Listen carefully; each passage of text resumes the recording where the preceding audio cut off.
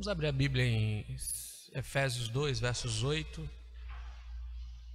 a 10. Efésios 2, versos 8 a 10.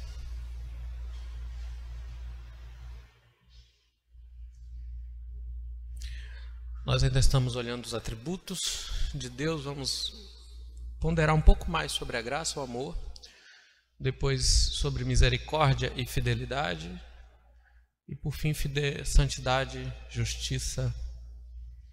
Já viram ira de Deus, então a gente vai ver fidelidade, santidade, fidelidade e justiça.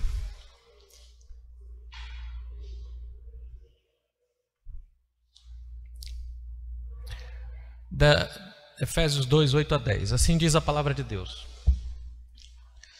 Porque pela graça sois salvos, vocês são salvos, mediante a fé. E isso não vem de vocês, é dom de Deus. Não de obras para que ninguém se glorie, pois somos feitura dele, criados em Cristo Jesus para as boas obras, as quais Deus de antemão preparou para que andássemos nela. Pai, em nome de Cristo, essa é a tua palavra. Obrigado, Senhor. Amém. Meus irmãos, nosso tema dessa tarde dos atributos de Deus é a graça de Deus e o amor de Deus.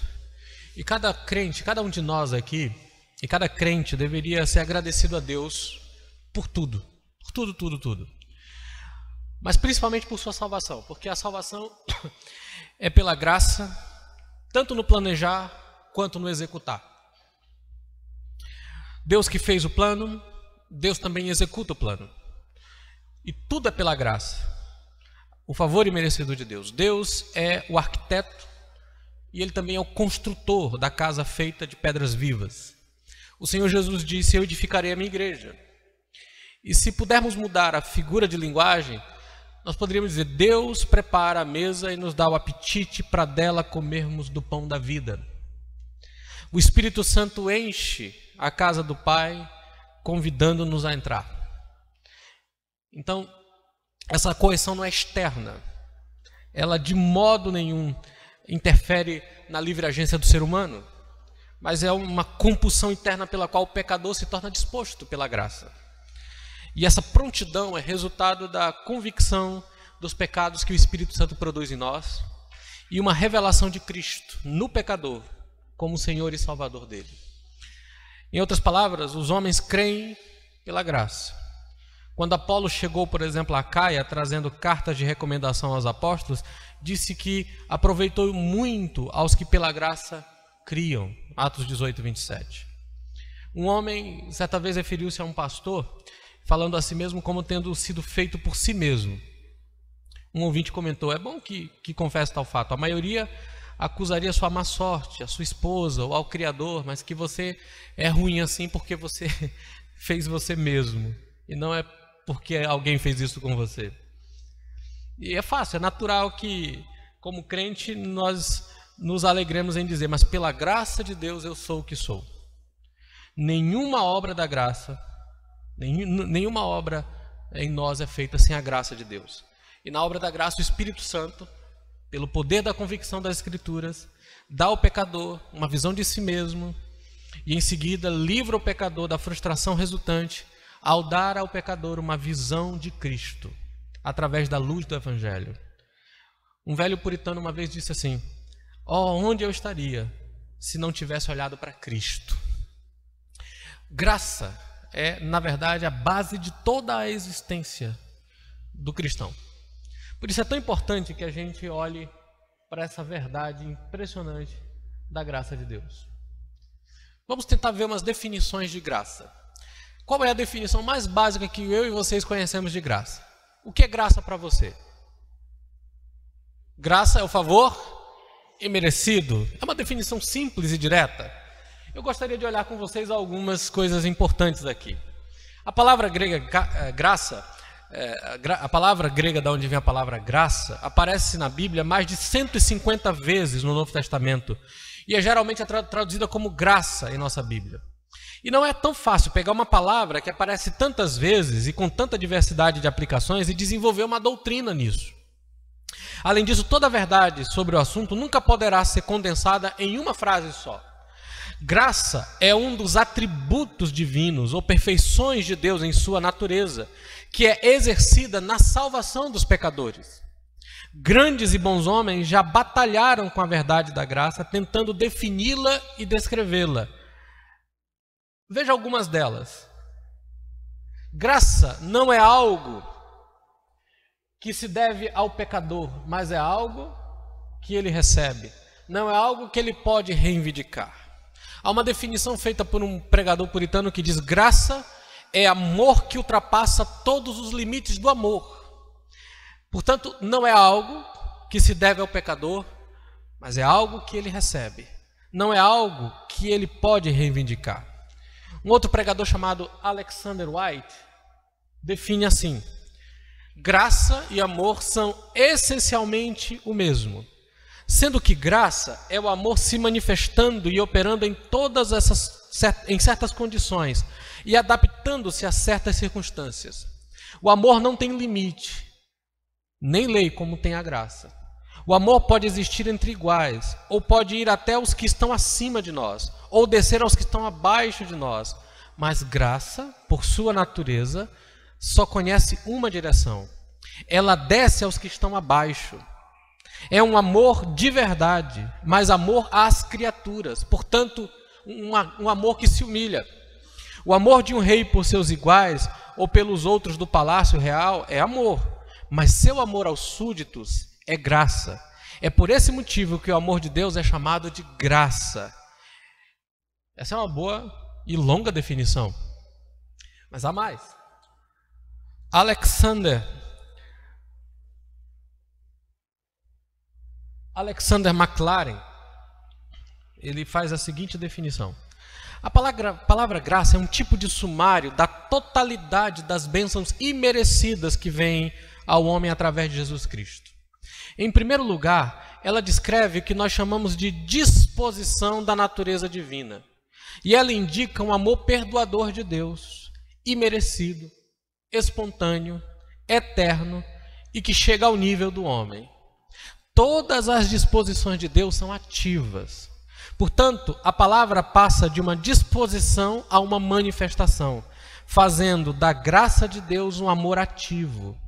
Desde que as atividades de Deus nunca são infrutíferas, a palavra então passa a significar todas as coisas abençoadas da alma que são consequências da mão condescendente de Deus que produz frutos em nossa vida por seu amor imerecido e gratuito.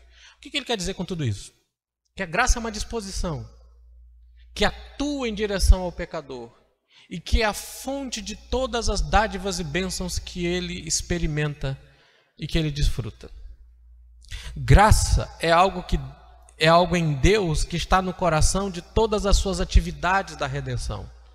É o seu rebaixar-se e o estender da sua mão das alturas de sua majestade para tocar o insignificante e o miserável. Isso é graça.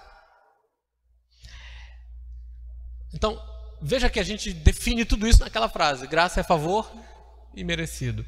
Isso significa que os objetos da graça não merecem a graça. Então, em última análise, essas definições e descrições do que é graça, nós encontramos que a palavra é aplicada a três coisas nas Escrituras. Primeiro, a atitude de Deus ou a sua disposição de amor e favor ao pecador. Isso é graça. A Bíblia diz, por exemplo, que Noé achou graça aos olhos de Deus.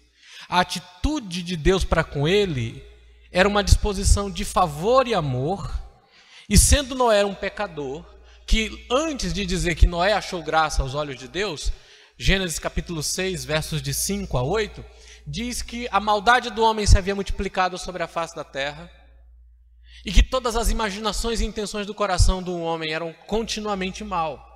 Noé fazia parte dessa raça humana má, com disposição má para com Deus.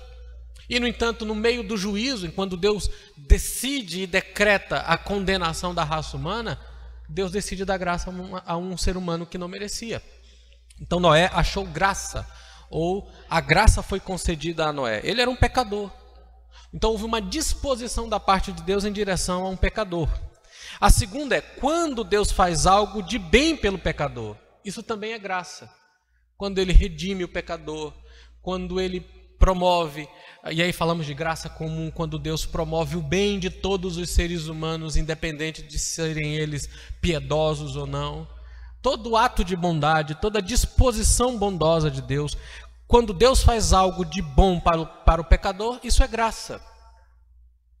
A terceira coisa é que graça pode também significar os efeitos ou frutos da graça dada ao crente. Isso também é chamado graça. As graças ou virtudes do salvo são produtos da graça de Deus nele. Por exemplo, a disposição dos macedônios de ofertarem com liberalidade é chamado de graça, em 2 Coríntios capítulo 8, verso 1. O dinheiro dado aos santos pobres de Jerusalém também é chamado de graça. A vida transformada do povo que Barnabé viu em Antioquia é chamado de graça de Deus, em Atos 11, 23. Então os frutos ou as manifestações da graça na vida do pecador é também chamado graça. Por isso que Paulo fala que a ele foi dado a graça e o apostolado. Ou seja, ele é apóstolo pela graça e ele exerce o ministério também pela graça de Deus. Veja que a graça é a disposição que leva a Deus a fazer o bem ao pecador, principalmente salvando, pela graça sois salvos mediante a fé, mas também todos os frutos e manifestações da bondade de Deus na vida de alguém. Então, se eu creio é pela graça, se eu tenho fervor a Deus é pela graça, se eu tenho prazer na palavra de Deus é pela graça, se eu tenho liberalidade para servir e cuidar dos meus irmãos, é tudo graça de Deus. Tudo que eu faço como um cristão, não faço pelo meu próprio esforço, mas faço pela graça de Deus. É a graça de Deus operando em nós. Então, você vê que é bem amplo o sentido aqui de graça, né? Então, se você é um crente e continua sendo um crente, é graça. E todas as manifestações da vida espiritual, da nova vida em você, é fruto dessa graça maravilhosa, a graça de Deus. Bem, como melhor compreendemos a graça? Primeiro, e aqui talvez seja um sistema de compreensão do que é graça, que a Bíblia mesmo nos dá. É quando a gente contrasta a graça com outras coisas da Bíblia. Em João 1,17, diz assim: porque a lei foi dada por Moisés, e a graça e a verdade vieram por Jesus Cristo. Então aqui há uma diferença da lei em sua origem e natureza. Né? O que isso quer dizer? De acordo com João 17, Moisés era a voz da lei, Cristo é o porta-voz da graça. Por meio da lei de Moisés temos o conhecimento do que Deus quer de nós. Mas a lei não tem poder para nos conduzir a fazer o que ela manda. Ela é apenas um espelho para nos mostrar quem deveríamos ser e não somos. Por isso, a lei é um ministério de condenação. A graça é um ministério de perdão. A lei coloca o homem em uma distância de culpa do Senhor. A graça traz o homem para perto de Deus. A lei condena o melhor dos homens. Porque por mais que ele consiga, se esforce para ser bom naquilo que faz em termos de obediência à lei, como por exemplo o jovem rico, no fim de tudo, a lei condena ele. Vocês lembram lá do jovem rico, né? Jesus diz: conhece os mandamentos, honra teu pai e tua mãe, não furtarás, não matarás, não adulterarás. Desde pequenininho eu faço essas coisas. E aí Jesus olha para ele e diz: então só te falta uma coisa. Pega, vende tudo que tens, dá aos pobres, depois vem e segue-me. O Senhor Jesus interpretou a lei para aquele jovem, ao mostrar que a lei se resume em amar o próximo como a si mesmo e a Deus acima de tudo. E ele diz: amar o próximo como a si mesmo, pega tudo que tem, vende e dá aos pobres. Depois vem e segue-me. Amar a Deus acima de tudo. Jesus apresentou a lei como de fato era. Ele não tinha entendido o esquema da lei. E apresentando a lei, o jovem rico foi convencido de seu fracasso espiritual. E por ser muito rico, diz o texto, ele saiu triste. Porque o que a lei faz é isso. A lei condena o melhor dos homens, o mais virtuoso deles. Mas a graça salva o pior dos homens. Então você percebe a graça de Deus nesse contraste maravilhoso. A lei é o ministério da condenação. A graça é o ministério do perdão. A lei coloca o homem em uma distância de culpa do Senhor. A graça traz o homem para perto de Deus. A lei diz, faça e viverás. A graça diz, creia e viverás. A lei exige perfeição. A graça providencia a perfeição. A lei condena. A graça liberta da condenação. Enquanto o homem estiver debaixo da lei, ele está perdido. O único modo para o homem escapar do jugo da lei é pela fé em Jesus Cristo. Porque o fim da lei é Cristo para a justiça de todo aquele que crê. Romanos 10:4. Porque o pecado não terá domínio sobre vós, pois não estáis mais debaixo da lei. Então, no contraste da graça, você percebe que a graça, ela supre todas as necessidades para sermos redimidos, aceitos, amados, acolhidos. A lei, ela só serve para nos conduzir à graça de Jesus Cristo, para mostrar a nossa falência, para mostrar a santidade de Deus, para mostrar o tipo de vida que deveríamos viver. Mas é só. Vamos contrastar a graça com o pecado em seu domínio. Romanos 5:21 diz que o pecado reina para a morte, mas a graça para a vida eterna. O pecado recebe seu poder da condenação através da lei. Abra lá em 1 Coríntios 15:36. 1 Coríntios 15:36.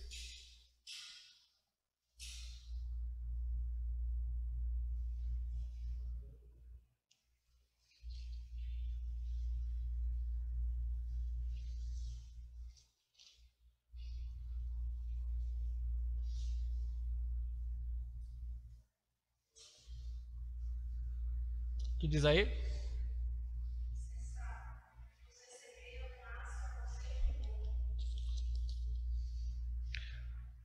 Mais à frente, deixa-me ver aqui. Desculpa, 56, vai lá. O aguilhão da morte é o... E a força da lei, do pecado é a lei. O aguilhão da morte é o pecado, ou seja, o pecado mata. E qual é a força do pecado? É a lei que diz para você como você deveria ser e não é. Agora o 57 diz o quê? Mas graças a Deus que nos dá a vitória por meio de nosso Senhor Jesus Cristo. Vitória sobre o quê? Sobre o pecado que mata por causa da lei. É esse o ponto aqui. A única e verdadeira fonte de perigo é a lei violada, quando quebramos a lei de Deus.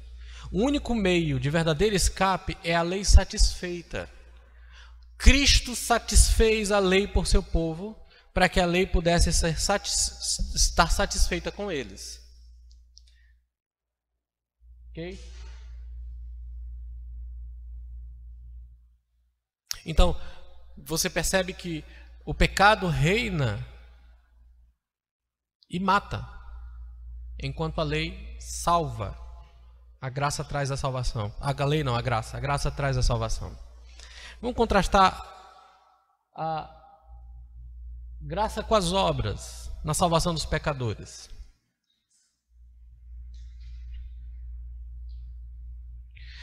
O texto que nós lemos diz: pela graça sois salvos mediante a fé. Isso não vem de vós, é dom de Deus, não vem das obras para que ninguém se glorie. A salvação é pela graça do Criador e não pelas obras da criatura, porque, como vimos, somos incapazes de cumprir a lei de Deus perfeitamente. Nós não conseguimos cumpri-la. Nós, na verdade, sempre há uma inclinação do nosso coração para não desejar fazer a vontade de Deus e para ser incapaz de cumpri-la. Portanto, não é pelas obras ou pelo que nós fazemos que somos salvos, mas pela graça de Deus. A salvação pela graça exclui a possibilidade de obras. A única obra que salva é a de Cristo. Ele que efetuou uma vida perfeita em nosso lugar e que morreu na cruz em nosso favor, ressuscitando ao terceiro dia, adquiriu por sua obra a nossa salvação. Então, não há possibilidade de ser pelas obras. Não importa quão grandes ou pequenas, morais ou cerimoniais, a salvação pela graça não dá ocasião para o homem se gloriar. Toda a glória será sempre dada a Deus, como diz o texto de Efésios 2. Tá? Toda a glória é a Deus, o nosso Deus. A graça planejou salvar o homem, a graça efetuou cada passo do plano. É isso que nós aprendemos quando olhamos para a Escritura. E é interessante isso, porque às vezes a ideia que alguns crentes dão é de que a vida cristã começa pela graça, mas ela é desenvolvida pela obra e pelo esforço. Depende de mim, depende do meu esforço, me manter firme, continuar até o final, fazer as coisas para agradar a Deus e Deus se agradar de mim. Essa linguagem é a linguagem das obras e não a linguagem da graça. É evidente que, de acordo com Paulo em Colossenses capítulo 1, eu devo viver de um modo que seja para o inteiro agrado de Deus. Mas nunca Paulo está dizendo que o que eu vou fazer vai tornar Deus inclinado em minha direção, sendo gracioso comigo ou me amando mais. Não, ele quer que minha vida honre o nome dele e o agrade. O que John Owen, no livro Comunhão com Deus Triuno, faz uma diferença muito interessante.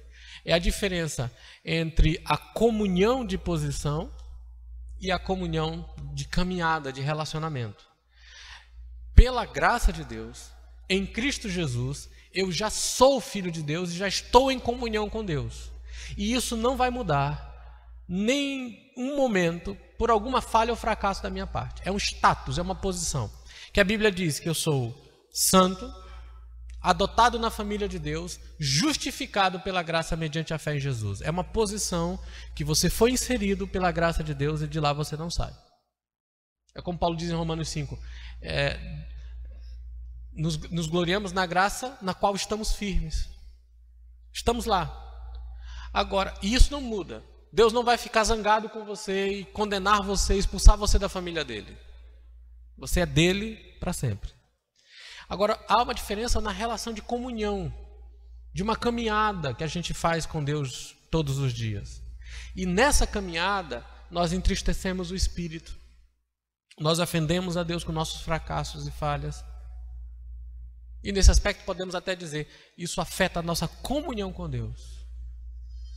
Mas esse afetar da comunhão com Deus, em hipótese alguma, muda a minha posição. E a ilustração é simples, né? É como a relação de um pai com o filho. Quando o filho faz uma coisa que desonra o pai, ou desagrada, o pai fica zangado com ele. O disciplina, às vezes até fica sem falar com ele. Mas ele não deixa de ser filho. O status não muda. A posição continua. E quando houver arrependimento e mudança, o relacionamento é restabelecido.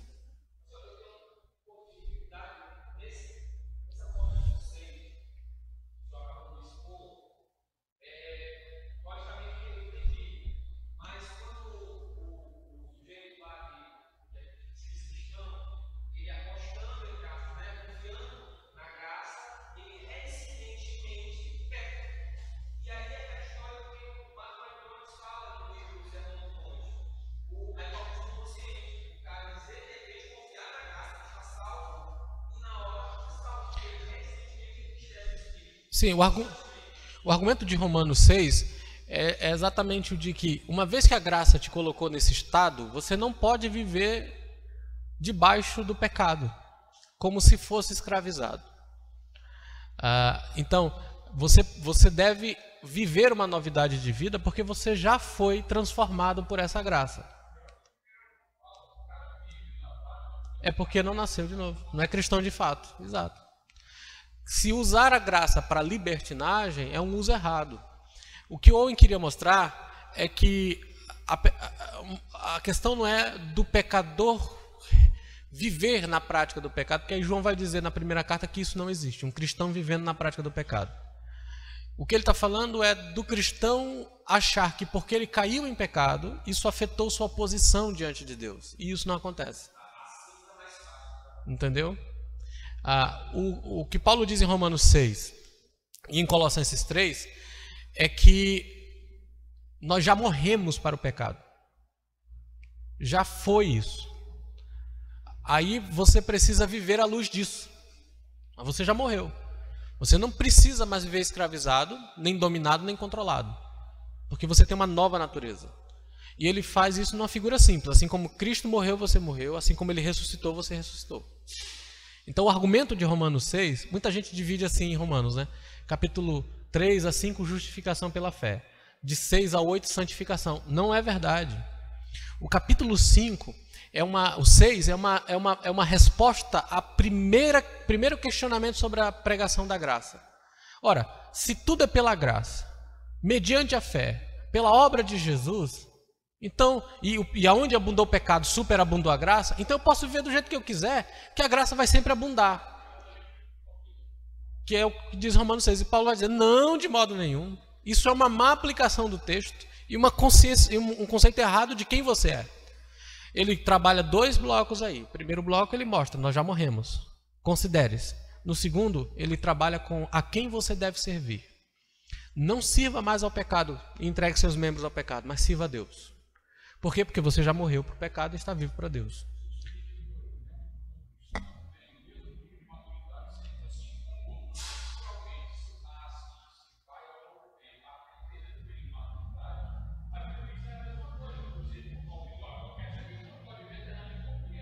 Isso.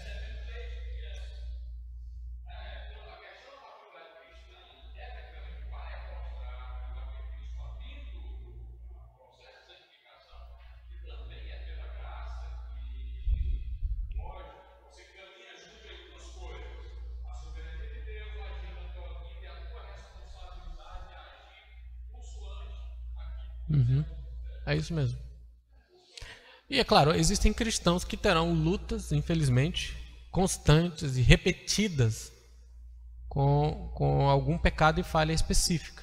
Alguns com um pecado um pouco mais grave, outros com aqueles pecados de estimação, né?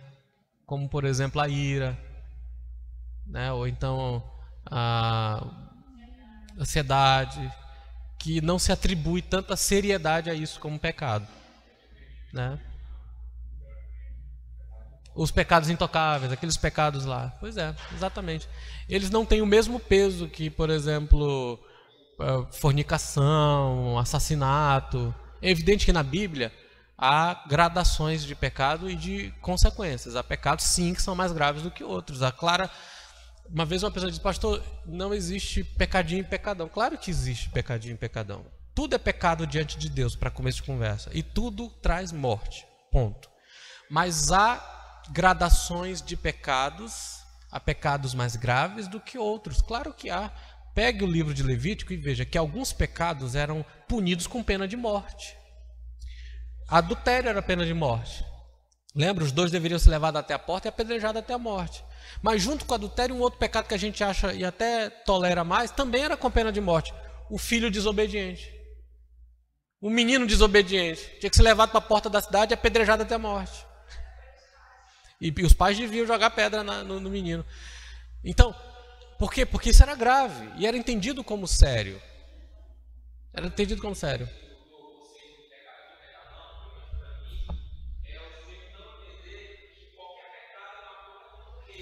Mas é por isso que... Mas é que tá. O próprio rei diz assim, haverá mais rigor para vocês do que para vocês. No próprio inferno, pelo que a Escritura mostra, haverá gradações de punição. Todo pecado leva à morte, mas há pecados cujo juízo será mais intenso e grave do que outros. Entendeu?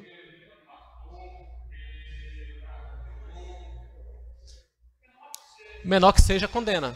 Perfeito, é isso mesmo. Toda a lei, exato. Hã? A ideia que Paulo está falando é correta, Marcos. Um único rompimento da lei te faz condenável diante da lei inteira. Está condenado. Agora, na prestação de contas e no juízo, é evidente que existem pecados mais graves, né? Há pessoas que terão mais rigor do que outras. Tiago diz isso. Haverá maior juízo para quem tem mais conhecimento e que para quem está mais à frente. Quem sabe mais vai ter mais punição, né? Então, é importante que a gente se fie na graça. A graça contrastada com dívida quanto à causa da salvação. Esse texto de Romanos é maravilhoso. Romanos 4, de 4 a 5. Diz assim: ora, aquele que faz qualquer obra, não lhe é imputado o galardão segundo a graça, mas segundo a dívida. Mas aquele que não pratica, mas crê naquele que justifica o ímpio, a sua fé lhe é imputada como justiça. O pensamento aqui é que o homem que recebe o salário pelas suas obras, não recebe da dádiva da graça, mas recebe do que lhe é devido. Não existe graça onde o homem recebe por causa do que merece ou ganha. Graça exclui a noção de débito, de obrigação. A salvação pela graça implica que Deus não é obrigado a salvar. Se existe uma obrigação da parte de Deus para com o homem, não seria graça a causa da salvação. Foi pela graça de Deus, não por obrigação alguma, que ele salvou o pecador. Não existe graça aonde o homem recebe por causa do que merece ou ganha. Graça exclui a noção de débito ou obrigação. A salvação pela graça implica que Deus não é obrigado a salvar. E isso é importante porque muita gente acredita que para Deus ser justo, ele tem que demonstrar a sua graça para todos sem exceção. Então é como se Deus se tornasse obrigado a dar a sua graça. Pois se ele não dá graça a todos, ele é injusto. Mas graça não é débito, não é obrigação. Deus não é obrigado a ser gracioso com ninguém. Ele dá a quem ele quer. Nós vamos aprender isso em Romanos 9. Ele tem misericórdia de quem ele quer.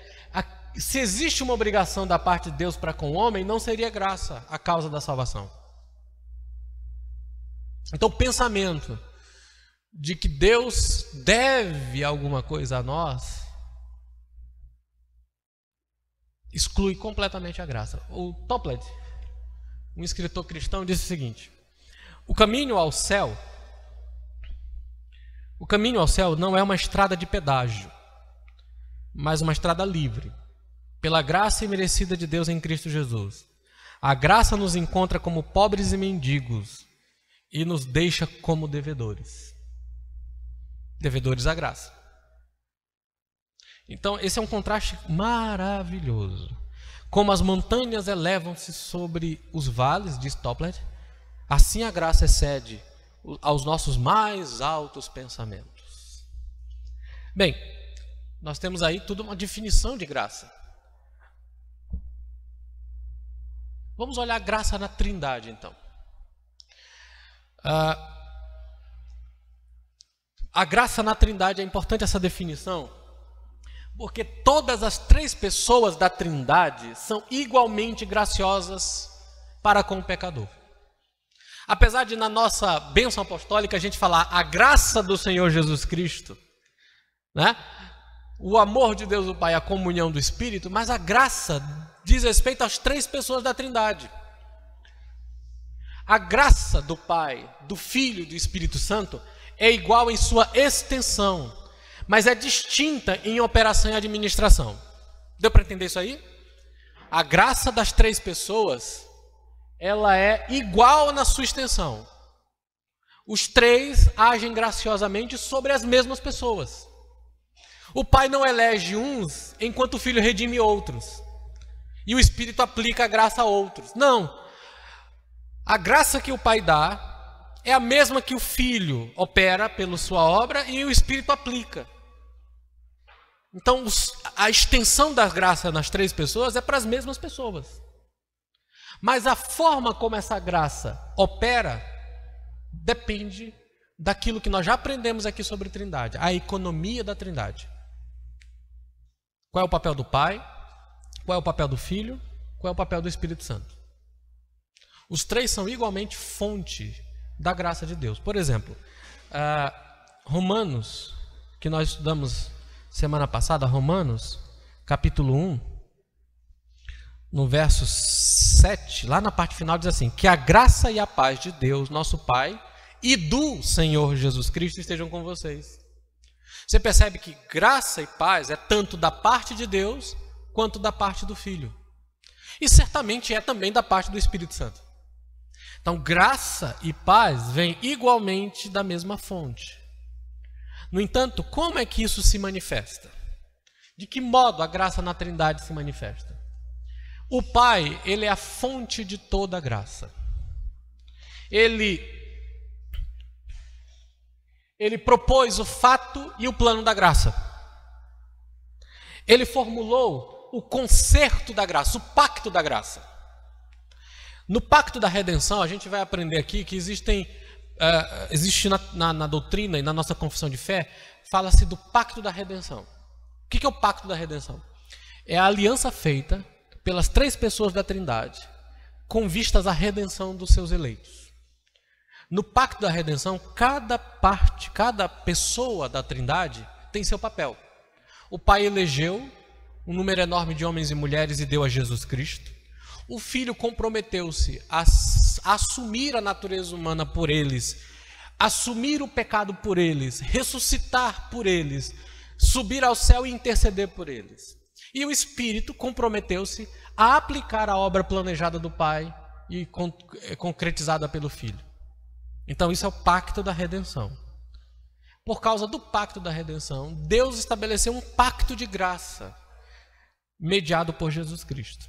Esse pacto é a promessa de salvação naqueles que creem em nosso Senhor Jesus Cristo. Então, Deus é a fonte de toda a graça, porque Ele propôs o plano e Ele formulou o concerto, o pacto da graça e preparou o meio pelo qual os pecadores, banidos da presença dEle, não fossem expulsos dEle.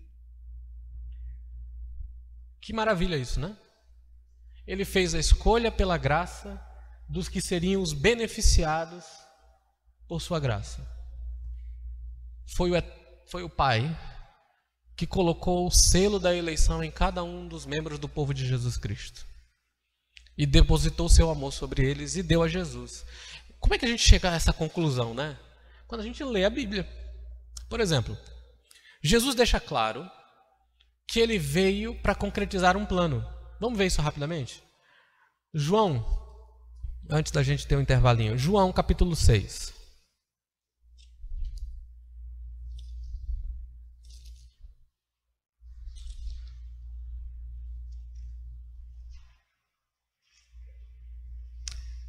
Capítulo 6, verso 38, diz assim: porque eu desci do céu, não para fazer a minha própria vontade, mas a daquele que me enviou. E a vontade daquele que me enviou é esta. É impressionante porque Jesus está dando para nós aqui uns... Olha, foi isso que nós estabelecemos lá no Pacto Eterno. Ele diz assim, que eu não perca nenhum de todos os que Ele me deu. Então, no Pacto da Eternidade, Deus Pai deu um grupo de pessoas para Ele. Ele diz, pelo contrário, eu o ressuscitarei no último dia. De fato, a vontade do meu Pai é que todo aquele que vir o Filho e nele crê tenha a vida eterna. E eu restarei no último dia. Então Jesus está dizendo que Ele veio fazer a vontade de Deus Pai. E aonde foi estabelecida essa vontade? João 17. João capítulo 17. Depois de dizer, verso 1, essas coisas, Jesus levantou os olhos ao céu e disse, Pai, é chegada a hora, ou seja, o momento planejado por Deus Pai. Aí ele pede a Deus, glorifica o teu Filho. Esse é o pedido de Jesus com respeito a Ele.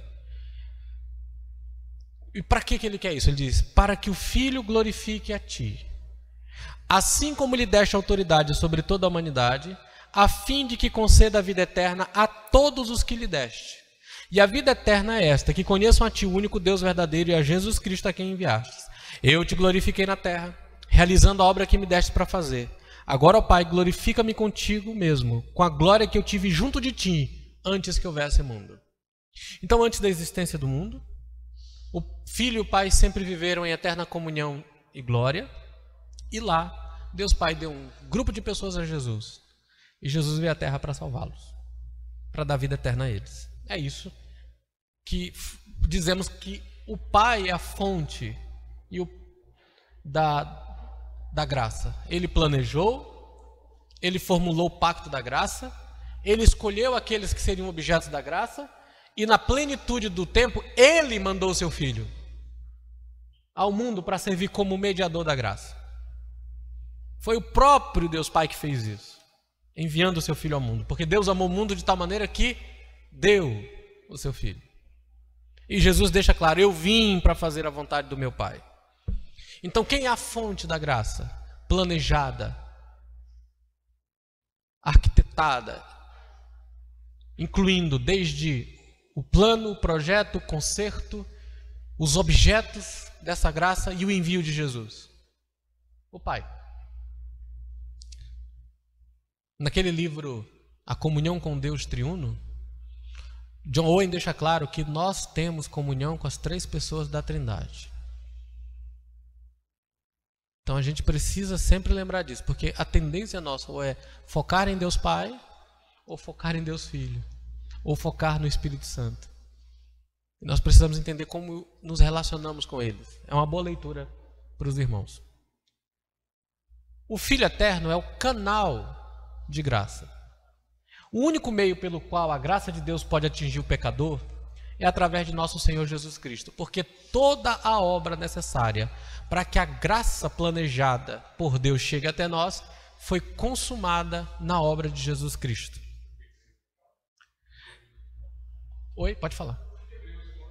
Muito claro, exato. O livro de Hebreus deixa claro isso. O Filho é o canal, o único meio é ele. Aquele que rejeita a graça de Jesus jamais deve considerar-se como beneficiário da graça de Deus.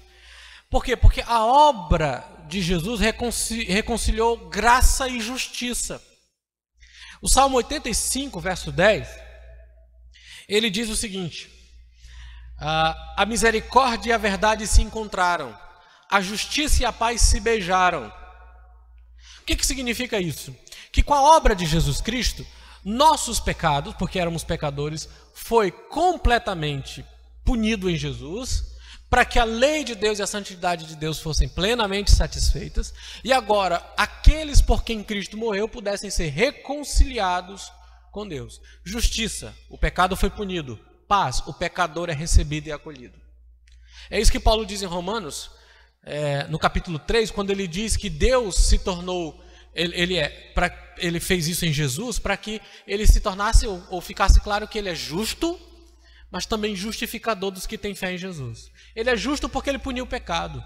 Ele não deixou o pecado sem ser punido. Ele foi até Cristo com a sua ira, condenando o pecado do seu povo.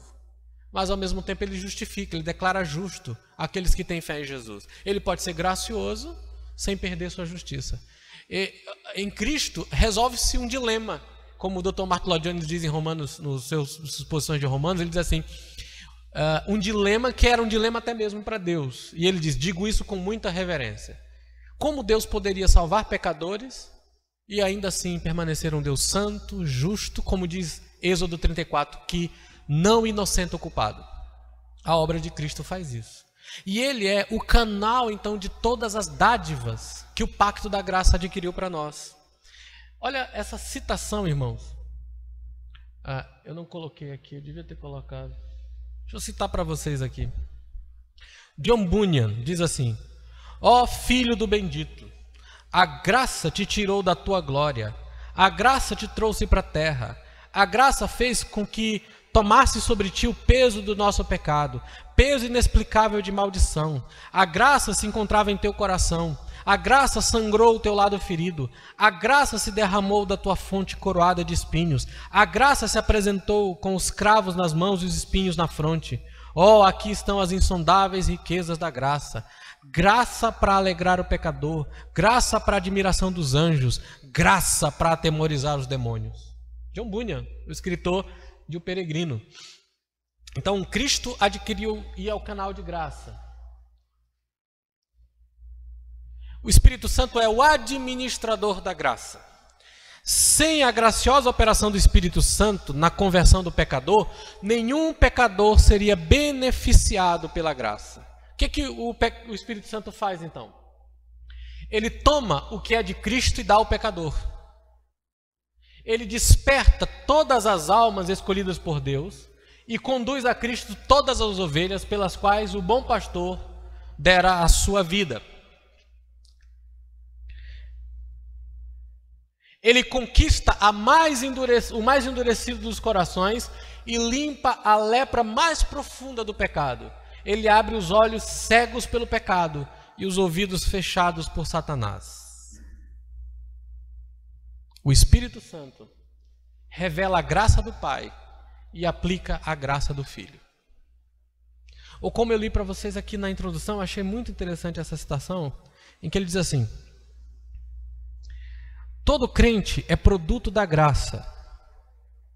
Numa obra da graça, o Espírito Santo, pelo poder da convicção das Escrituras, dá ao pecador uma visão de si mesmo. E em seguida, livra o pecador, da frustração resultante de olhar para si mesmo, ao lhe dar uma visão de Cristo, através da luz do Evangelho. Então é isso que a graça é. A graça é esse favor maravilhoso que traz todos esses benefícios para nós, que não depende de nenhum esforço da nossa parte, que foi planejada por Deus, vem de Deus Pai, conquistada por Deus Filho e aplicada por Deus Espírito Santo. É muito importante para nós entendermos isso. Qual é a maior bênção da graça de Deus? É a comunhão com Deus. E essa comunhão é aplicada a nós pelo Espírito, que é a graça de Deus Pai, o amor de Deus Pai, a graça de Jesus, o amor de Deus Pai e a comunhão do Espírito Santo seja com todos vocês. Então, graça é isso aqui. Você vê que isso aqui é muito mais do que simplesmente dizer favor imerecido. Favor imerecido diz muita coisa, mas não diz tanta coisa assim. A gente aprendeu então nessa primeira parte que a graça tem como fonte Deus Pai, canal Deus Filho e administrador Deus Espírito. A graça exclui completamente obras. Nosso status e posição é pela graça somente, sem as obras. Mas a graça é capacitadora. Ela nos dá habilidades para vivermos nova vida. Então nós somos salvos pela graça, para vivermos pela graça também. Para as boas obras que Ele preparou de antemão. As boas obras são resultado da graça de Deus em nós também. Ok? Intervalo então para a gente fazer um lanchinho.